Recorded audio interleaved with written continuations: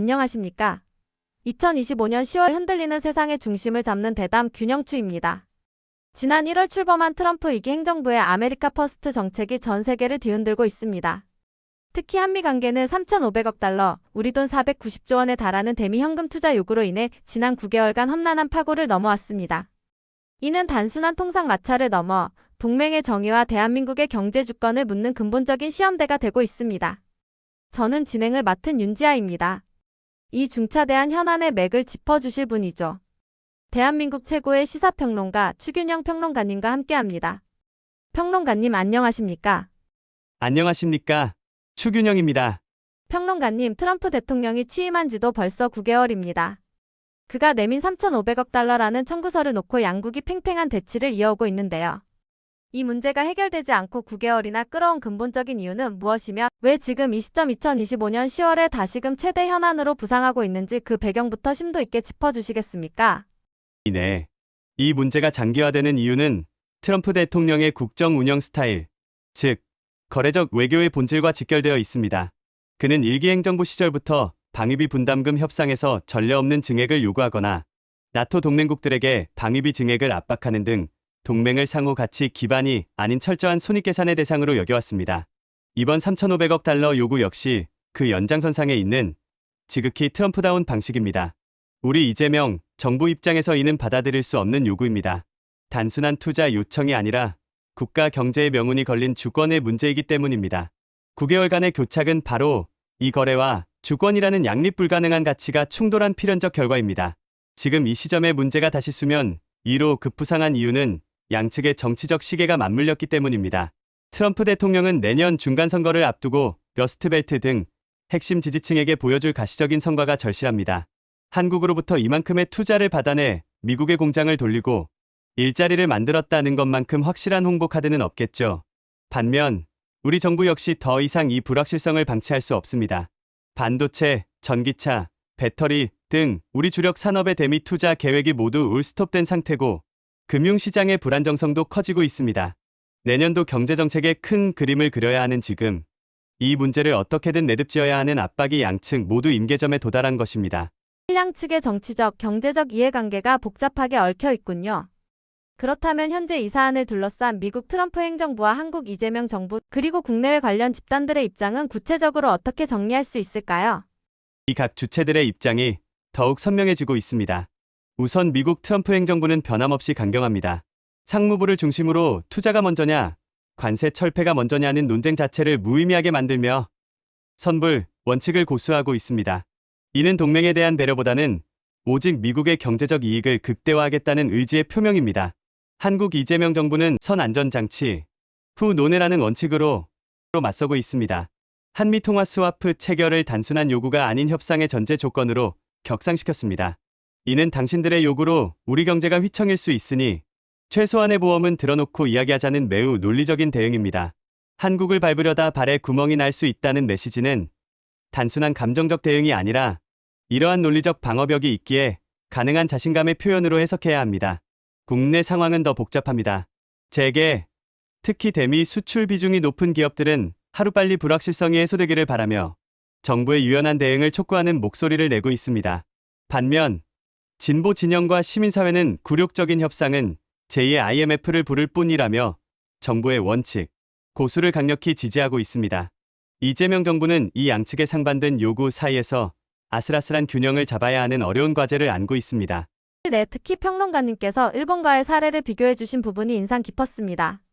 일본은 5,500억 달러를 투자하는데 왜 우리가 요구받은 3,500억 달러가 더 문제라는 것인지 이 상대적 부담률의 차이를 시청자들이 쉽게 이해할 수 있도록 구체적으로 설명해 주실 수 있겠습니까?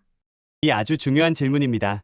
액수만 보면 일본의 5,500억 달러가 더 커 보이기 때문에 일본도 저렇게 하는데 우리는 왜 못하나? 라고 오해하기 쉽습니다. 하지만 국가 간의 약속은 액면가가 아니라 그 나라의 경제 체력 대비 얼마나 큰 부담을 지는가로 평가해야 합니다. 쉬운 비유를 들어보겠습니다. 연봉 2억 원인 A와 연봉 5천만 원인 B가 있다고 가정하죠. 은행이 A에게는 4천만 원, 연봉의 20%를, B에게는 2천만 원, 연봉의 40%를 대출하라고 요구하는 상황입니다. 절대적인 액수는 A가 2배나 많지만 자신의 소득에서 감당해야 하는 부담의 무게는 비교할 수 없을 정도로 무겁습니다. 지금 한일 양국이 처한 상황이 바로 이와 같습니다. 실제 데이터를 통해 살펴보겠습니다. 첫째, 경제 규모 대비 부담입니다. 일본의 명목 GDP는 한국의 약 3배에 달합니다. 5,500억 달러 투자는 일본 GDP의 약 13% 수준이지만 3,500억 달러는 한국 GDP의 18%를 훌쩍 넘어갑니다. 둘째, 가장 치명적인 부분은 국가 비상금인 외환보유액 대비 부담입니다. 이는 국가가 위기에 처했을 때 쓸 수 있는 최후의 보루입니다. 일본에 요구된 투자는 외환보유액의 약 41% 수준입니다.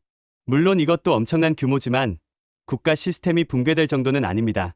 하지만 한국에 요구된 3,500억 달러는 우리 외환보유액의 84.1%에 달합니다. 이는 말 그대로 나라의 금고를 거의 전부 비워서 달라는 이야기와 같습니다. 비에게 연봉의 40%를 대출하라는 수준을 넘어 가족의 비상 예금 통장을 통째로 내놓으라는 요구인 것입니다. 따라서 결론적으로 일본도 하는데 라는 말은 성립할 수 없습니다. 트럼프 행정부는 한국의 경제 체력을 고려하지 않은 사실상 감당 불가능한 수준의 요구를 하고 있는 것이 명백한 팩트입니다. 실비와 데이터를 통해 설명해 주시니 얼마나 불공평하고 무리한 요구인지 확실히 와 닿습니다.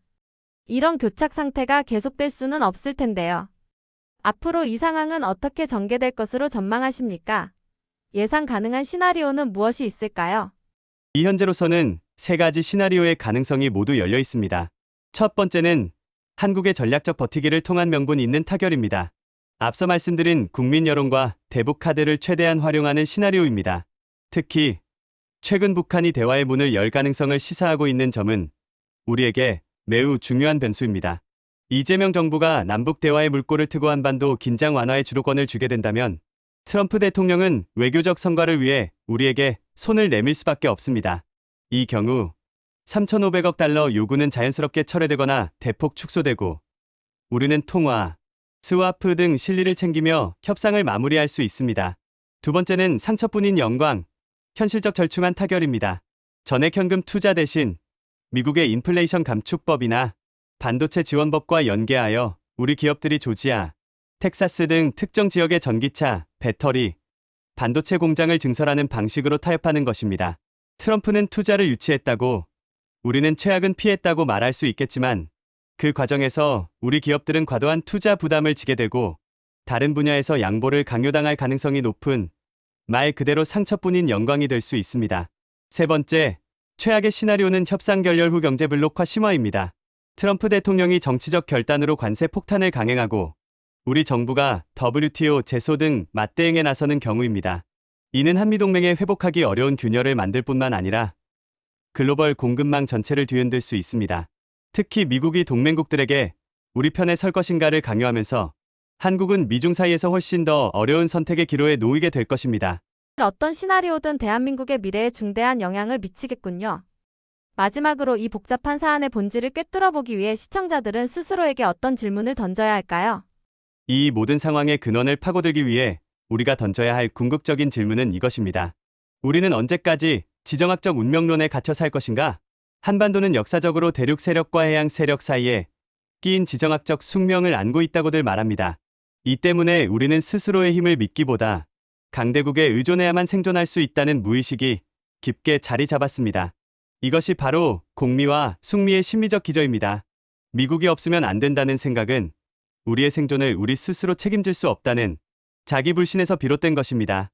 하지만 21세기의 대한민국은 더 이상 지정학적 운명에 끌려다니는 나라가 아닙니다. 세계 10위권의 경제 대국이자 세계 5위권의 군사 강국입니다.